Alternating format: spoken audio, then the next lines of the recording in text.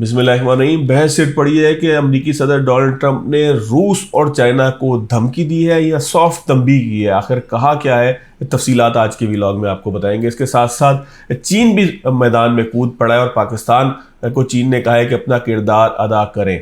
आखिर क्या मामला है? क्या पाकिस्तान को हमले के लिए कहा गया है? पाकिस्तान को जंग में शामिल होने के लिए कहा गया है? चीन ने पाकिस्तान से कहा क्या है और क्यों कहा है, इसकी भी तफसीलात आपको बताएंगे। और ये तनाजुर है अमेरिका और ईरान की जंग का। इसके साथ साथ ओमान का वफ्द तेहरान में मौजूद था और दूसरी जानिब 13 रोज़ के बाद वो दिन या वो रात आई कि जब ईरान पर हमला नहीं हुआ और ईरान ने भी हमला नहीं किया। और ये बात हो रही है अमेरिका के हमले की और ईरान जिस तरह से खलीजी ममालिक को हमला करता है, दोनों मामलात नहीं हुए। लेकिन दूसरी जानिब एक LPG टैंकर के ऊपर अमेरिका की तरफ से हमला किया गया। आखिर ज़रूरत क्यों पेश आई, इस हवाले से भी आपको बताएंगे। इसके साथ साथ सऊदी अरब की एक ऑयल फील्ड है जज़ान, उस पर अटैक का यमन के हूसी दावा करते हैं, लेकिन तस्दीक इस हवाले से नहीं हो पाई। आखिर मामला क्या है? क्या रेड सी एरिया की तरफ, क्या बहर अहमर की तरफ, क्या यमन की तरफ, क्या सऊदी अरब की तरफ जंग के बादल मंडला रहे हैं? तमाम चीज़ों का जायज़ा लेंगे। इसके साथ साथ बहरीन और कुवैत ने भी हमला किया है ईरान के ऊपर। एक रिपोर्ट आई है वॉल स्ट्रीट जर्नल की, लेकिन इन दोनों ममालिक कहते क्या हैं, क्योंकि मुत्तहिदा अरब इमारात ने भी आज तक तस्दीक नहीं की। डोनाल्ड ट्रंप ने बताया जो कुछ बताया, आखिर हकीकत क्या है, इसका भी जायज़ा लेंगे। इसके साथ साथ धर्मेंद्र प्रधान जो वज़ीर तालीम थे हिंदुस्तान के, उन्होंने इस्तीफ़ा दे दिया है। लेकिन कॉकरोच जनता पार्टी के 2 मुतालबात और सामने आए हैं। वो कहते हैं ये 2 मुतालबात पूरे करेंगे तो जो है वो धरना ख़त्म करेंगे। मुतालबात क्या है उसकी भी तफसील आपको बताएंगे। लेकिन पहले आ जाते हैं डोनाल्ड ट्रंप की ट्रूथ सोशल की उस पोस्ट की तरफ, जिसमें डोनाल्ड ट्रंप ये कहते हैं कि मैंने चाइना के सदर से बात की थी और उनसे कहा था कि चाइना या चाइना की कंपनी ईरान को दौरान जंग किसी भी किस्म की सपोर्ट फराहम नहीं करेंगे, किसी भी किस्म का जंगी सामान फराहम नहीं करेंगे। और चाइना के प्रेसिडेंट ने इसके ऊपर मुझसे वादा भी किया था या मुझे इस बात की यकीन दहानी कराई थी कि वो ऐसा नहीं करेंगे। इसके साथ साथ डोनाल्ड ट्रंप कहते हैं कि मैंने रशिया के प्रेसिडेंट से भी बात की थी कि आप भी ऐसा नहीं करेंगे, और उन्होंने भी कहा था कि मैं बिल्कुल ऐसा नहीं करूँगा। इसके बाद डोनाल्ड ट्रंप गोया हुए और वो ये कहते हैं कि जो हम नेटो को असलहा फराहम करते हैं वो हम बुनियादी तौर पर नेटो को पैसों के अवज़ देते हैं, और इसके जवाब में नेटो आगे वो असलहा किसको देता है, क्या वो यूक्रेन को देता है या जिस मर्जी को देता है, ये मेरा मसला नहीं है। इसके आखिर में जो उनके जुमले थे वो बहुत ही ख़तरनाक थे। डोनाल्ड ट्रंप कहते हैं कि इन दोनों ममालिक ने मुझे इस बात की यकीन दहानी कराई और मुझे यकीन है, मेरी राय ये है कि दोनों ममालिक ऐसा नहीं कर रहे, लेकिन अगर वो ऐसा करेंगे तो ये उनके हक़ में बेहतर नहीं होगा। अब ये जो आखिरी जुमला है कि उनके हक़ में बेहतर नहीं होगा, इसको धमकी से तशबीह दी जा रही है। रूस और चाइना भी इस दुनिया के अंदर एक सुपर पावर की हैसियत से जाने जाते हैं, और वो डोनाल्ड ट्रंप की तंबीह या धमकी दोनों को रिस्पॉन्ड करना बहुत अच्छे से जानते हैं। लेकिन डोनाल्ड ट्रंप उम्मीद ये जाहिर कर रहे हैं कि दोनों ममालिक ऐसा नहीं कर रहे। बुनियादी तौर पर होता कुछ यूँ है कि कोमेता M नाम की एक चिप ईरान के एक ड्रोन के अंदर मुबैना तौर पर लगाई जाती है कि जिसके नतीजे में उसकी स्ट्राइक की कैपेबिलिटीज़ बहुत बढ़ जाती हैं, और वो इस काबिल होता है कि वो टारगेट के ऊपर बिल्कुल ठीक तरीके से लगे और जो जैमिंग है उसको डॉज देता हुआ या उसको ख़त्म करता हुआ जो है वो टारगेट की तरफ बढ़े। ये शक का इज़हार किया जा रहा है अमेरिका के मुख्तलिफ इदारों की तरफ से कि ईरान के ड्रोन्स के अंदर, उनके मिसाइल्स के अंदर कोमेता M नाम की चिप्स है, और इसके साथ साथ उनको चाइना के सेटेलाइट की रहनुमाई भी हासिल है। ये 2 अमेरिका के अंदर होने वाली बहस है कि जो शायद डोनाल्ड ट्रंप तक भी पहुंची और जिसके जवाब में उन्होंने शक का इज़हार किया हो, क्योंकि बार बार लोग ये कह रहे हैं कि बग़ैर किसी मदद के ईरान इतनी परफेक्शन के साथ इतनी तवील जंग नहीं लड़ सकता। लेकिन ज़ाहिर है कि डोनाल्ड ट्रंप के पास जब तक सबूत नहीं आ जाते उस वक्त तक एक स्पेकुलेशन कहलाएगी, एक मफरूज़ा कहलाएगा, और मफरूज़े की बुनियाद पर डोनाल्ड ट्रंप इससे बड़ी धमकी शायद नहीं दे सकते थे। अब देखना होगा कि चाइना और रशिया इस धमकी का जवाब देते हैं या वो खामोशी के साथ इसको इग्नोर करते हैं कि जैसे वो माजी में करते आए हैं। रशिया की तरफ से इग्नोर करना शायद थोड़ा सा मुश्किल हो, क्योंकि रशिया पे बराह रास्त इल्ज़ाम लग रहे हैं कि वो कुछ चिप्स जो है वो फराहम कर रहा है, कुछ ऐसी टेक्नोलॉजी फराहम कर रहा है। लेकिन चाइना आमतौर पर इस तरह के किसी कॉन्फ्लिक्ट से दूर ही रहता है। लेकिन चाइना कॉन्फ्लिक्ट से दूर ज़रूर रहता है। उसने पाकिस्तान को हालिया दिनों के अंदर अप्रोच किया, इसहाक डार साहब चाइना के अंदर मौजूद थे, और उनसे कहा कि आप ईरान और अमेरिका के दरमियान जंग को ख़त्म करवाने के लिए एक मरतबा फिर अपना किरदार अदा करें। और इसी का नतीजा है कि सिकंदर मोमिनी गुज़िश्ता 10 दिनों के अंदर 2 मरतबा पाकिस्तान आए, बहुत सारी बातचीत आगे की तरफ बढ़ी, और पाकिस्तान को जो है वो चाइना की तरफ से कहा गया कि आप इसको मेहरबानी करें, इस जंग को ख़त्म करवाएं, क्योंकि अगर हकीकत में देखा जाए तो चाइना ईरान के तेल का सबसे बड़ा जो है वो ख़रीदार है, और उस वक्त जो है वो अमेरिका के नेवल ब्लॉकेड की वजह से चाइना को जो है वो बहुत सी परेशानी है। सिर्फ यही नहीं, बल्कि जब हम बात करते हैं रेड सी की, जब हम बात करते हैं हूसी बागियों की, तो ये भी वो रास्ता है कि जहाँ से जो है वो सऊदी अरब से तेल ख़रीद के चाइना की तरफ जाता है। तो चाइना इस वक्त एक प्रेशर के अंदर है कि उसको जो ऑयल के ज़राए हैं, तेल की ख़रीदारी के ज़राए हैं, वो महदूद होते जा रहे हैं, और जिसकी जवाब में जो है वो चाइना को भी महंगा तेल ख़रीदना पड़ रहा है, जिस तरह पाकिस्तान या भारत या ख़ित्ते में दीगर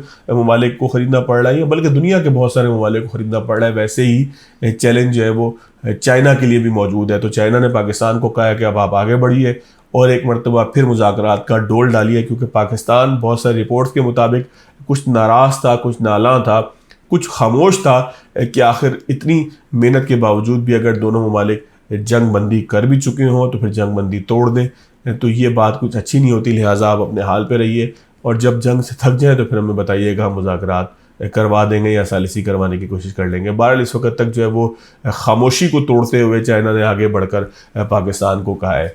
इसी तरीके से ओमान का एक वफ्द जो है वो तेहरान में मौजूद है, जो जंगबंदी के हवाले से बातचीत कर रहा है, जंगबंदी के हवाले से ईरान को समझाने की कोशिश कर रहा है, और इसी का नतीजा जो माहिरीन हैं, जो बहस करने वाले हैं, इस तमाम मामलात को बड़े करीब से देखने वाले हैं, वो ये कहते हैं कि इसका नतीजा ये निकला है कि 13 दिन के बाद वो रात आई कि जब जो है वो अमेरिका ने ईरान के ऊपर हमले नहीं किए, वरना गुज़िश्ता 13 रोज़ से बहुत ही शदीद किस्म के हमले हो रहे थे, और हमलों का जो दायरा था वो रोज़ाना बढ़ता चला जा रहा था। लेकिन अब जो है वो एकदम अचानक उसके अंदर ब्रेक आया है, और 13 दिन के बाद दोनों जानिब से कोई हमला नहीं किया गया, यानी कि ईरान की तरफ से जवाबी हमला खलीजी ममालिक के ऊपर नहीं किया गया, और जो है वो अमेरिका की तरफ से किसी भी किस्म की तनसीब को निशाना नहीं बनाया गया। तो आप ये कह सकते हैं कि 13 दिन के बाद वो मरहला आ गया है कि जिसको पॉज कहा जाएगा, या जंग में एक दिन जो है वो रुकावट कहा जाएगा। और ये भी जो माहिरीन है वो ये कहते हैं कि इस तरह के किसी पॉज को हम इसी से तशबीह देते हैं कि शायद कहीं बातचीत हो रही है, जिसके नतीजे में ये तय हो रहा है कि कोई जंगबंदी का कोई प्लान है, वरना तो ताबड़तोड़ हमले थे, चाहे वो कम होते चाहे वो ज़्यादा होते। लेकिन इसी दौरान ये हुआ कि जब एक LPG टैंकर ने, अमेरिका की बहरिया मौजूद है जिसको सेंटकॉम कमांड करता है, उसने एक टैंकर को जो LPG लेके जा रहा था उसको वार्निंग दी कि आप इस रास्ते से नहीं गुजर सकते, आप जो है वो ईरान की तरफ नहीं जा सकते। लेकिन उस टैंकर ने उस वार्निंग को नज़रअंदाज किया, जिसके जवाब में अमेरिका ने उस पर मिसाइल हमला किया, और नतीजे में जो है वो उस टैंकर का जो इंजन रूम था और उसका जो हल था वो तबाह हो गया, और टैंकर शदीद जो है वो टूट फूट का शिकार हुआ। उसमें 2 से ज़ायद अफराद जो है वो उनकी अमवात की भी इत्तला है, तस्दीक नहीं हो सकी है लेकिन इत्तला मौजूद है। तो इसका मतलब यह है कि अमेरिका जो है वो नेवल ब्लॉकेड को हर सूरत यकीनी बनाएगा। और पहले भी हम अगर जायज़ा लें तो जो जंगबंदी थी उसके अंदर सबसे आखिर में अमेरिका की तरफ से नेवल ब्लॉकेड उठाया गया था। तमाम मामला जंग रोकने के, हमले रोकने के पहले हुए थे, और ब्लॉकेड जो है वो सबसे आखिर में उठाया गया था। और ब्लॉकेड को आबनाए हुर्मुज़ की गुजरगाह की जो आसानी है या जो रवानी है उसके साथ जो है वो कनेक्ट किया गया था या मशरूत किया गया था। बहरहाल कहा जाए तो ये शायद अच्छी एक सूरत हाल है, जिसका नतीजा हमने देखा कि गुज़िश्ता रात जो तेल की कीमतें थीं उसमें भी कमी हुई है। पाकिस्तान की बात मैं नहीं कर रहा, लेकिन आलमी मंडी के अंदर तेल की कीमतों में गुज़िश्ता रात 3-3.5% तक कमी देखने के अंदर आई है, जो इस बात का इशारा है कि कहीं ना कहीं बातचीत हो रही है। लेकिन अगर एक तरफ बातचीत हो रही है, आबना हुर्मुज़ की तरफ बातचीत हो रही है, तो रेड सी की तरफ हालात, बहर अहमर की तरफ हालात ख़राब हो रहे हैं कि जहाँ पर यमन के ऊपर जो है वो यमन का जो साबिक दारुल हुकूमत था सना, उसमें हूसी बागियों के ठिकाने और हूसी बागियों के जो सरहद के इर्द गिर्द ठिकाने थे उसके ऊपर जो है वो सऊदी अरब के हमलों की इत्तला है। लेकिन ये इत्तला भी जो है वो सऊदी अरब की तरफ से क्लेम नहीं की गई या उनकी तरफ से जो है वो इसकी तस्दीक नहीं की गई, और साथ ही इस बात की भी तस्दीक नहीं हो सकी क्योंकि हूसी बागियों का दावा यह है कि ऐसा कुछ हुआ है, लेकिन सऊदी अरब की तरफ से तस्दीक नहीं हुई कि उसके जो इलाका है जज़ान की ऑयल फील्ड, उस पर कोई हमला हुआ है। हूसी अलबत्ता ये क्लेम करते हैं कि उन्होंने ऐसा किया, लेकिन कोई आज़ाद ज़रिया या कोई मोतबर जो इदारा है ख़बर रसानी का, वो इस बात की तस्दीक नहीं कर रहा कि ऐसा हुआ है। और ये ज़रूर हुआ कि सऊदी अरब ने जो है वो इन इलाकों में रेड अलर्ट जारी किया, लेकिन उस रेड अलर्ट को कुछ देर के बाद जो है वो वापस ले लिया गया।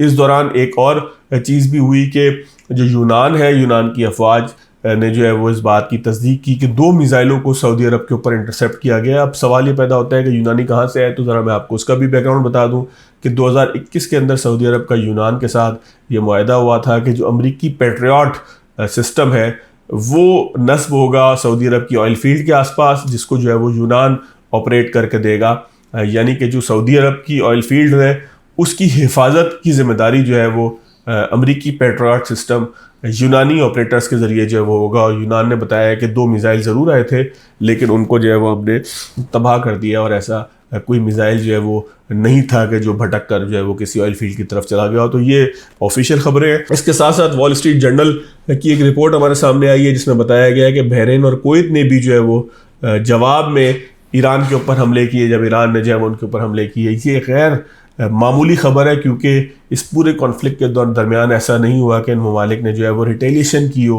हाँ, एक खबर डोनाल्ड ट्रंप के थ्रू हमें पता लगी कि मुत्तहदा अरब इमारात ने ऐसा किया है, लेकिन उसकी तस्दीक भी मुत्तहदा अरब इमारात ने खुद नहीं की। अब इस खबर की भी तस्दीक जो है वो दोनों ममालिक के जो ऑफिशियल तर्जुमान हैं वो ना इसकी तरदीद करते हैं ना तस्दीक करते हैं, लेकिन बताया जा रहा है, वॉल स्ट्रीट जर्नल ये कहता है कि ऐसा हुआ है कि बहरीन और कुवैत ने भी जो है वो ईरान के ऊपर हमले किए हैं। लेकिन ज़ाहिर है कि जब तक तस्दीक जो है वो नहीं हो पाएगी उस वक्त तक इसको खबर नहीं कहा जाएगा। वॉल स्ट्रीट जर्नल की हो सकता है कि ये टेबल स्टोरी हो। मज़ीद अगर आगे आए तो धर्मेंद्र प्रधान की हमें ज़रूर बात करनी है। धर्मेंद्र प्रधान जो है वो धर्मेंद्रा प्रधान जो है वो हिंदुस्तान के यूनियन मिनिस्टर थे, वफाकी वज़ीर तालीम थे। उन्होंने इस्तीफ़ा दे दिया है। कॉकरोच पार्टी का ये मुतालबा था कि उन्हें इस्तीफ़ा देना चाहिए क्योंकि वो पर्चा लीक जो हुआ नीट एग्ज़ाम का, जो इंट्रेंस टेस्ट का एग्ज़ाम था, उसके ज़िम्मेदार हैं। उन्होंने ऐसे इकदाम नहीं किए कि जिससे पर्चा लीक ना होता। और हिंदुस्तान में ये जो तालीम का प्रेशर है, इंट्रेंस टेस्ट का प्रेशर है, इसकी वजह से बहुत सारे तालिब इल्म जो है वो ख़ुदकुशी कर लेते हैं। अब जो है वो कॉकरोच पार्टी ने उनके इस्तीफ़े की मंजूरी के बाद जो नरेंद्र मोदी ने जो है वो मंजूर किया है, उसके बाद 2 मुतालबात और रखे हैं कि जिसके बाद उनका कहना है कि हम धरना ख़त्म करेंगे। एक मुतालबा ये है कि कंपनसेशन दी जाए उन तमाम स्टूडेंट्स को कि जो ख़ुदकुशी कर लेते हैं या जिन्होंने ख़ुदकुशी की इन एग्ज़ामात के, इन इम्तिहानात के प्रेशर की वजह से, या उनके ऊपर कोई दबाव था। 20-22 के करीब घर बताए जा रहे हैं कुछ अरसे के अंदर जो, और वो कहते हैं कि जी करोड़ों के हिसाब से इनको कंपनसेशन दी जाए। दूसरी बात यह है कि जो तलबा इस प्रोटेस्ट के दरमियान गिरफ्तार हुए उनके खिलाफ कोई कार्रवाई नहीं की जाएगी। तो अब हिंदुस्तान के अंदर जो है वो उनकी काबीना की तरफ जाने वाला पत्थर था वो कामयाबी से जो है वो लग चुका है। पहला जो पत्थर था वो मारा जा चुका है। अब देखते हैं कि मोदी की हुकूमत मज़ीद कितनी मुश्किल के अंदर आती है, क्योंकि इस्तीफ़े के बाद अब ये सवाल पैदा हो रहा है कि क्या मोदी मज़ीद 2 मुतालबात तस्लीम करेंगे, और अगर वो तस्लीम कर लेंगे तो क्या कोई नया मुतालबा तो नहीं आ जाएगा। आखिर होगा क्या, हिंदुस्तान के अंदर ख़राब होती सूरत हाल। 2014 के बाद पहली दफ़ा मोदी को तकलीफ़ के अंदर देखा जा रहा है, परेशानी के अंदर देखा जा रहा है कि जहाँ पर वो रात गए भी वीडियो पैगाम जारी करते हैं और मामलात को संभालने की कोशिश करते हैं। बहरहाल कॉकरोच जनता पार्टी का एहतजाज हिंदुस्तान के अंदर भी एक नया सियासी बाब है, और इसके साथ साथ खित्ते के अंदर भी इस हवाले से सोचो विचार शुरू हो गई है। इजाज़त दीजिएगा, अल्लाह हाफ़िज़।